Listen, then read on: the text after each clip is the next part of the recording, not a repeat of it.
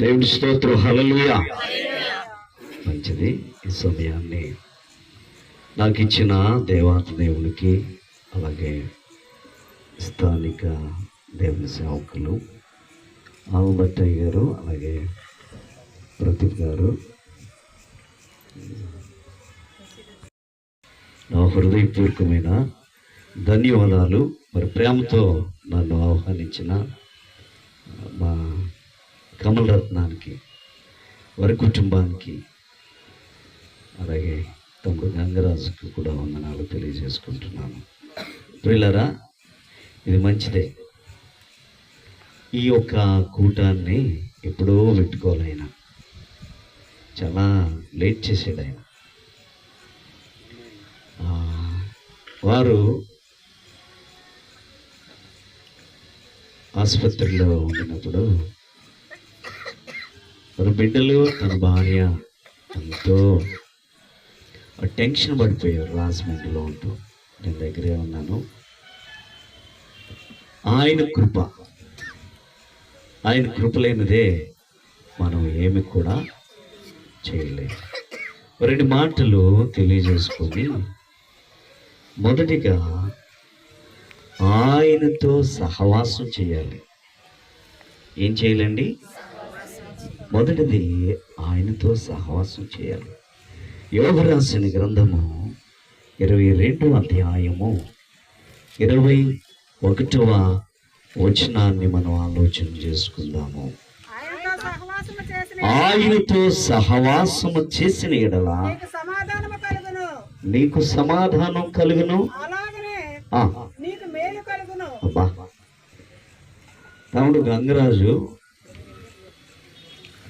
మీ అత్తగారు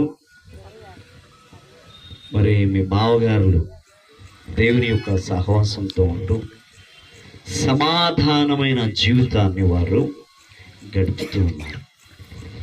నేటి నుండైనా మీ బిడ్డలు, మీరు ఆయనతో, అంటే నేటి దినాల్లో నేను వాక్యం బాగా చెప్పచ్చు, పాట పాడవచ్చు, ప్రార్థన చేయొచ్చు. అయితే అందులో దేవుని యొక్క కృప లేకపోతే ఆ ప్రార్థన, ఆ వాక్యము, ఆ పాటలు, స్తుతి, ఆరాధన వ్యర్థము. ఇవన్నీ కావాలంటే మొట్టమొదటిగా ఆయనతో సహవాసం చేయాలి. తమ్ముడు, నేను చెప్తున్నాను, మరి ఒక ఎంప్లాయీస్ కంటే మరి నేను సహవాసంలో ఉంటున్నాను కాబట్టి నేను అదే జీవితాన్ని గడుపుతున్నాను. కారణము దేవుని యొక్క వాక్యము ద్వారా నేను బ్రతుకుతున్నాను.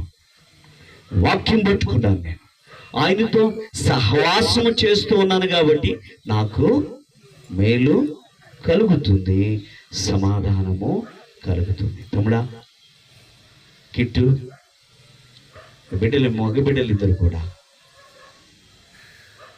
మనోహర్, నీ పేరులో ఉంది మనోహర్. జీవితం కావాలి, మనోహరమైన జీవితం. మీ ఇద్దరి వలన మరి తల్లిదండ్రులు ఇద్దరు కూడా చాలా కుంగిపోతున్నారు. కారణము, దేవునితో సహవాసం మీరు చేయడం లేదు. కాబట్టి తల్లిదండ్రులతో ఏకమై మీరు సహవాసం చేస్తే మీరు మేలు పొందుతారు, సమాధానము పొందుతారు.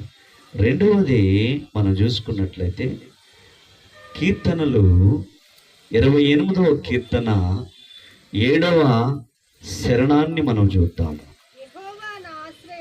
యెహోవా నా ఆశ్రయము, నా కేడము,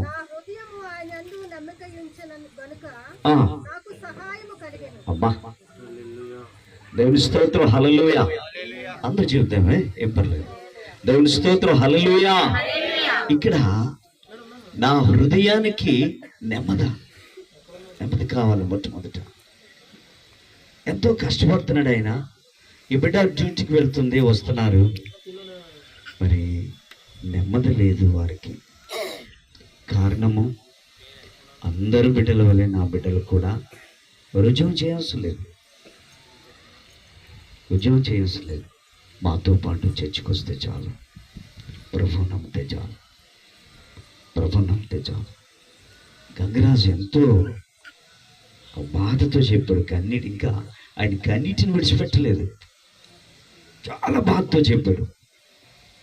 దాన్ని అర్థం చేసుకొని మీ హృదయాలు, యవనుడా నీ యవన కాలం ముందే దేవుని గాడి మోయాల. నువ్వు మోస్తున్నావా? ఒకసారి ఆలోచించండి. మీ వయసుకి మీ కుటుంబాన్ని, మీ తల్లిదండ్రులు ఎక్కడికి పంపించకూడదు. ఒకసారి మిమ్మల్ని నేనే మందలిస్తలేదు. మా పెదనాన్న ఇట్లా అన్నాడు, అక్కడ వచ్చినప్పుడు అలా నన్ను లెక్క చేయకూడదంటే చేయకూడదు, పర్లేదు. కానీ దేవుడు మాత్రం పట్టుకోండి, ఆయనతో సహవాసం చేయండి. రెండవది మనం చూసుకున్నట్లయితే, మొట్టమొదటిగా ఈ యొక్క గంగరాజు కమలా విషయంలో నేను ముగిస్తాను ఒక 5 నిమిషాల్లో. ఎట్లా ఉందంటే ఒక వాక్యం చూద్దామే. 9వ కీర్తన 12వ శరణాన్ని మనం ఒకసారి చదువుదాం. ఆయన రక్తాపరాధమును గూర్చి విచారణ చేయనప్పుడు బాధపరచబడి వారి జ్ఞాపకము చేసుకొనుము. వారి మొరను ఆయన మరువడు.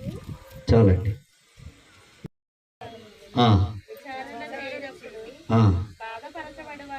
ఎస్, నువ్వు బాధపడ్డా. నువ్వు ఆసుపత్రిలో ఎంతో బాధపడ్డారు. మీ భార్య, మీరు, మీ పిల్లలు ఎంతో బాధపడ్డారు. ఆ పెయిన్ ఏంటన్నది వారికి తెలుసు, మీకు తెలుసు. అది నేను కనులారా చూశాను కాబట్టి. అయితే దేవుడు అంటున్నాడు, ఆయన రక్తాపరాధముల్లో కడగబడిన వారిని ఏమంటున్నాడంటే అక్కడ వారి మొరను ఆయన ఏంటండి మర్చిపోలే. ఆయన మర్చిపోలేదండి. ఆయన మర్చిపోలేదు. తప్పకుండా నీ మొర విన్నారు, నీ భార్య మొర విన్నారు.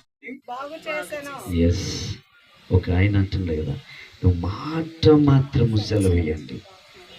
ఏ సమయంలో అతను సెలవిచ్చాడో అదే సమయంలో ఆ వ్యక్తి అక్కడ ఎస్ మాట మాత్రం సెలవి అంటున్నాడు. ఫస్ట్ ఆఫ్ ఆల్ ఏంటంటే నమ్ముట. నమ్మాలి. నమ్ముట నీ వంతైతే సమస్తము సాధ్యము. పిల్లరా, నువ్వు నమ్ముతావా? ఏదో వెళ్తున్నాం, పైకి వెళ్తూ ఉంటున్నాం. అది మరి పూర్ణంగా మనం సబ్మిట్ చేసుకోవాలి. మన జీవితాన్ని ఆయనకి అంకితం చేసుకోవాలి. ప్రభా, నేను నీకే చేస్తున్నాను. వాళ్ళు ఎలా మారో నేను చెప్తాను. తప్పకుండా మారుతారు. వాళ్ళు మారుతారు. ఎందుకంటే ఆ మాట నేను ఎందుకు ఖచ్చితంగా మీకు నేను తెలియచేస్తున్నానంటే, ఆదికాండము 30వ అధ్యాయము 27వ వచనం. ఆదికాండం 30వ అధ్యాయం 27వ వచనం.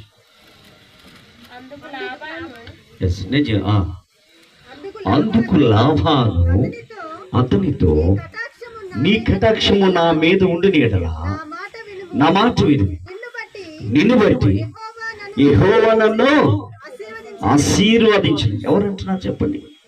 ఎవరంటున్నారు? శివుడు మాటది. ఎవరంటున్నారు? అందుకు లాభాను అంటున్నాడు. ఎవరితో అంటున్నాడు?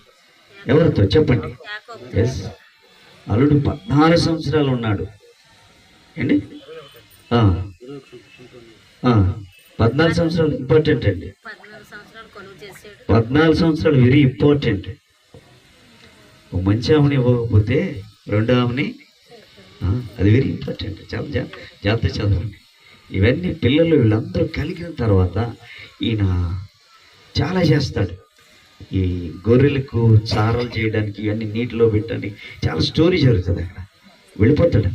వెళ్ళిపోతుంటే ఎవరన్నా, అయ్యా నిన్ను బట్టి దేవుడు నన్ను ఆశీర్వదించాడు